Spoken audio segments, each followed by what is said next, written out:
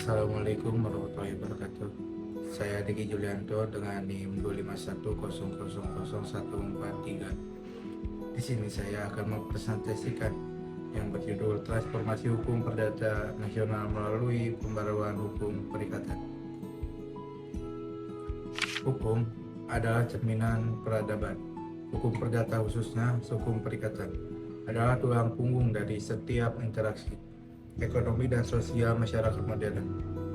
Ia mengatur janji, kesepakatan, dan tanggung jawab yang menggerakkan roda perekonomian. Buku 3 Kitab Undang-Undang Hukum Perdata atau KUHP Perdata adalah warisan kolonial yang usianya hampir 2 abad. Sejak zaman kolonial, hukum perikatan di Indonesia banyak dipengaruhi oleh sistem hukum Belanda, khususnya dalam bentuk Undang-Undang Hukum Perdata KUHP Perdata yang disahkan pada tahun 1847. Sejak Indonesia merdeka tahun 1945, adanya kekosongan hukum yang harus segera diantisipasi. Karena itu, dengan peniadaan penggolongan penduduk sebagaimana pasal 131 JO, pasal 63 Indise Staatsrechtlich, serta melalui pasal 2 Peraturan Peralihan Undang-Undang 1945, KUHP Perdata tetap berlaku agar kehidupan hukum dan kepastian hukum di tengah masyarakat tidak terhenti.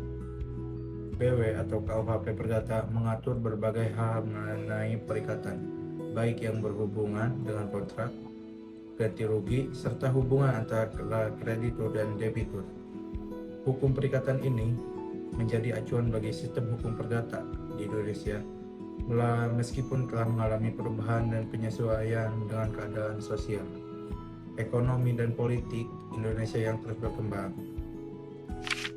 Hukum perikatannya off at the bed menciptakan risiko ketidakpastian hukum dalam menghadapi dinamika abad ke-21, perkembangan teknologi era digital, dan transaksi lintas batas telah melahirkan bentuk-bentuk kontrak dan perikatan baru seperti e-commerce, badan hukum, perlindungan data pribadi, dan skema pembiayaan inovatif yang seringkali tidak terakomodasi secara memadai dalam kerangka hukum lama. Kondisi ini menimbulkan dua tantangan besar. Yang pertama, ketidakpastian hukum, kurangnya regulasi yang adaptif membuat sengketa modern sulit diselesaikan dengan adil dan efisien, menghambat iklim investasi dan bisnis. Yang kedua, kesenjangan keadilan, norma-norma lama gagal memberikan perlindungan yang memadai bagi pihak yang lebih lemah, terutama dalam kontrak baru dan transaksi digital.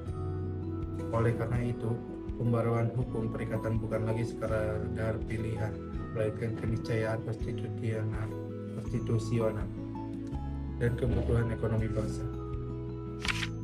Beberapa isu krusial yang perlu menjadi perhatian kita bersama mengenai hukum keperdataan antara lain pembaruan hukum perikatan, dan kedua, akomodasi buku perdata Islam. Realitas menunjukkan bahwa hingga kini KUHP Perdata masih dijadikan rujukan utama yang bersifat mengikat, sebuah fakta yang menegaskan betapa pentingnya segera menghadirkan hukum perdata nasional yang benar-benar lahir dari diri nilai budaya dan aspirasi bangsa Indonesia. Karena itu, pembaruan KUHP Perdata harus berangkat dari paradigma baru yang mampu menjawab tantangan era digital dan globalisasi, sekaligus mengintegrasikan nilai berkeberlanjutan dan tanggung jawab sosial. Dengan begitu, hukum perdata nasional tidak hanya modern dan relevan, tapi juga adaptif di tingkat global. Selain pembaruan hukum perikatan, kita juga dihadapkan dengan tantangan lain, yaitu harmonisasi hukum perdata adat, di mana hukum adat bersifat dinamis dan mencerminkan rasa keadilan masyarakat yang seringkali mengedepankan hukum bersifat restitutif.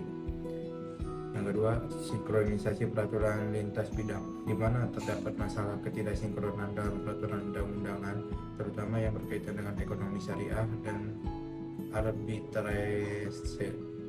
Yang ketiga, perlindungan hak anak dan perempuan, yang dalam persoalan hukum keluarga dan adat, isu perlindungan hak anak dan perempuan harus menjadi fokus utama. mengingat perubahan sosial dan ekonomi yang terjadi. Saat ini, pemerintah telah berupaya melakukan pembaruan terhadap berbagai warisan hukum kolonial, kitab kodifikasi, buku hukum di pidana maupun perdata. Tengah diupayakan pembaruannya agar selaras dengan kebutuhan bermasyarakat dan perkembangan zaman. Lahirnya Undang-Undang Nomor 1 Tahun 2003 tentang KUHP mengingatkan kita bahwa perubahan besar tidak pernah tercapai secara instan.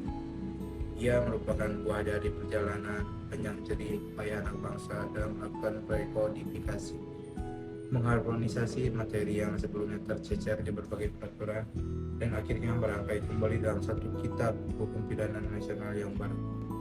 Pembaruan hukum perlu dilaksanakan dengan tetap menghormati prinsip-prinsip dasar yang telah menjadi fondasi hukum nasional, sekaligus membuka ruang bagi kebutuhan masyarakat modern.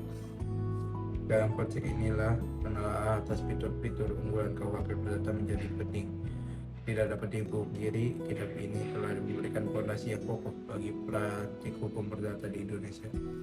Fondasi tersebut perlu disesuaikan dengan dinamika zaman, sehingga hukum tersebut kini perlu disesuaikan dengan dinamika zaman,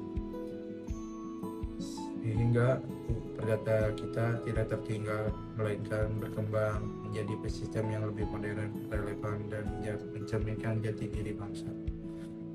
Sekian dari saya. Assalamualaikum warahmatullahi wabarakatuh.